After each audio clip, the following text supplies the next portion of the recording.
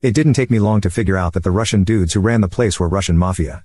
They had some sort of partnership with the Asian boys who handled their muscle and ran the ecstasy trade. I ended up trying ecstasy and loved it. Within a few months I was dealing with it. Soon the Asian boys came to me and explained that I was dealing on their turf. It wasn't an argument or anything. They were actually really respectful but told me that they can't tolerate me dealing in the club. They insisted it was their market. Then I made a stupid decision.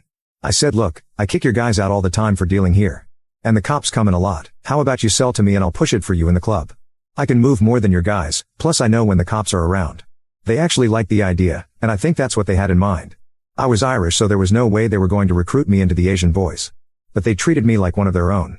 I went to all of their house parties, they provided me with an endless stream of Asian girls and we would roll on ecstasy all night. Before long I was earning about $2,000 a week after kicking money upstairs to them and eventually the Russians. I saw people get busted before, so I was never flashy with my money. I drove an old 80s Toyota and stayed in my little apartment. I didn't want any attention and both the Asian boys and the Russians loved that. As a bouncer, I had to get violent with a lot of people. And that slowly turned into getting violent with people who I comped and owed me money. And same went for my competition. I was confronted by a Latino gang member who had a problem with me for no reason. He made threats to me and put a lot of crap out on the street about me. The Russians and the Asian boys sat me down and basically said, look, you have to handle this. If he is talking about our operation here, which now extended to 4 nightclubs, then that's going to attract a lot of attention. We already knew there was a gang task force on the Asian boys and that undercovers were coming into the club. I started using mules to do my deals so I could insulate myself. And they ended up doubling business. Finally, Latino gangster came to the club and got caught with a gun that he was trying to get into the club. He went to jail that night, and while in the county, someone slit his throat. Not me or anyone I know had anything to do with it. But the Russians and the Asian boys thought I did. Sooner or later the Latino gangster was destined to talk shot to the wrong person. It was bound to happen. I let them think that I had it done because I didn't know what else to do. But I didn't say a word. That ended up gaining me a lot of credit and a lot of business opportunities came my way. All illegal, of course. But in the minds of the Asian boys and the Russians, I was confirmed as one of them. I started up a parts carrying business that moved parts between factories during various stages of production. I was only 24 and making about $20,000 a month. One of the factories was of course owned by a Russian dude. He had a scam going to launder money through his joint by falsifying parts that never existed to justify money transfers. One day, I got sent for by the Russians. They wanted me to meet them at one of the clubs in the middle of the day, which was unusual. I was scared. But for the most part, I made money and I wasn't an idiot. So I knew they had no reason to harm me. When I got there was my main boss and 3 other guys I didn't know. They were all Italian. Not New York but Italy. They were members of 'Ndrangheta, the Italian Mafia in Europe. They were hooked up with a New York Mafia and wanted an ecstasy connection. They told me that their old source in Arizona had dried up. I always wondered if they were talking about Sammy Gravano, who was busted around that time for dealing ecstasy in Oz. But I never knew. I didn't want to become their source for 2 reasons. First, if their original source dried up, then that meant they had heat on them. Second, I was afraid I would be getting into something that I couldn't get out of. I told them to wait a few days while I set something up. Here I was, now a 25-year-old kid, sitting across from real mafioso in their 40s and 50s. I went to the Asian boys and asked them how much more ecstasy they could get me. I was dealing about 500 pills a week already. They told me they were maxed out and that it was getting harder to move. I knew it came from China and up through Mexico. I told them that if they can up it to 5,000 pills a week, I knew someone who could move it for them. They wanted proof, so they gave me 5,000 pills on loan. They had zero problem getting a hold of it seconds after they claimed they couldn't get it. I went back to the Italians and sold it to them for $50,000 that they could easily double their money on. I went back to the Asian boys and gave them $50,000. No profit for myself. They were ecstatic. They ended up showing me their whole operation that supplied several U.S. cities. Vegas, Salt Lake City, Louisiana, San Diego, Miami, etc. They never wanted to tell me how big they were before. But now that I moved that much for them, I was in like Flynn. I went back to the Italians and they said they could move those pills in New York in less than a week. They asked me for 40,000 pills. That was a huge stretch, I thought, so I told them I would have to see. I went back to the Asian boys and to my surprise they changed their tune. They were more aggressive than usual and it seemed like they were maybe a little jealous. I was always looking for an out because I knew that it was only a matter of time before I got fingered by a gang task force. I decided to make them an offer that I thought was a long shot. I told them that we had done good business for 3 years at that point and we partied a lot together. I told them that they were my friends and I didn't want anything to happen to them. I told them that I found out there was a detective who made me and one of my customers might testify to me. I made up a person and said she was one of my customers, and after getting arrested she disappeared on me. It was a total lie.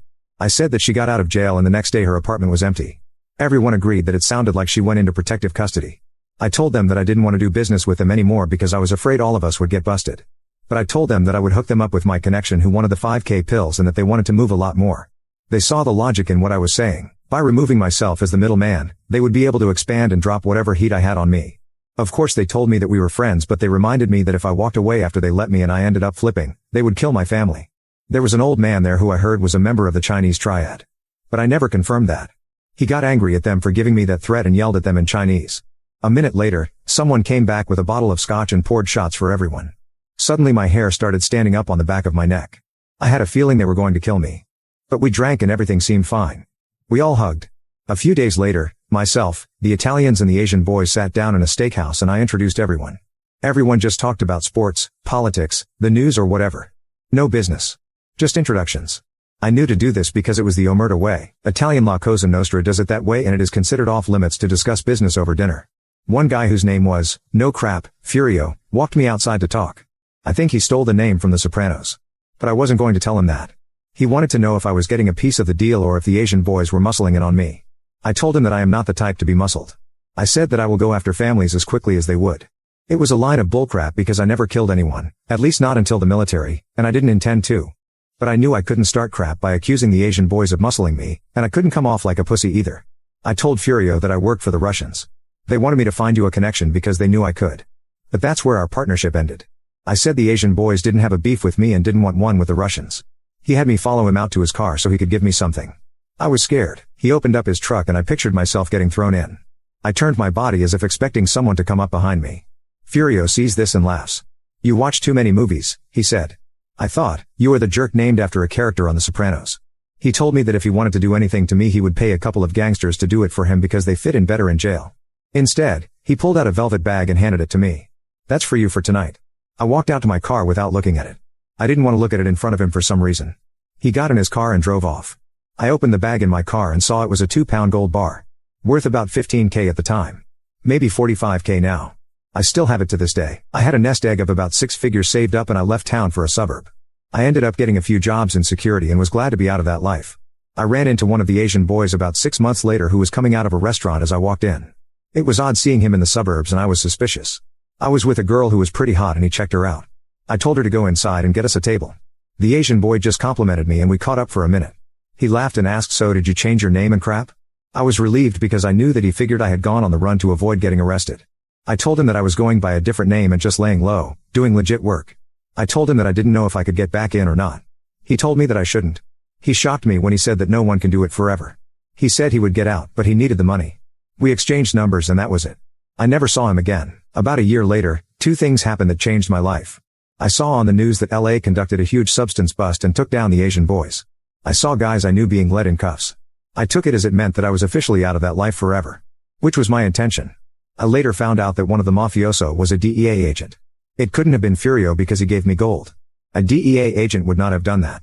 It turned out that the Russian I worked for was pinched for something and agreed to give up the largest ecstasy ring in LA in exchange for immunity. The Russians are pretty wily like that. They won't give up on each other but will sell out a partner. I was fearful that my initial substance deal with them would mean they would come after me and arrest me next. They never did. I eventually figured that I was perceived as a courier rather than a dealer.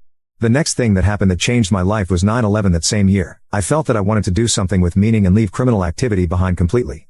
I was pissed that the USA was attacked so I joined the military. 18 years later, I'm out of the military, a combat veteran and own my own legit business. And I don't touch substances.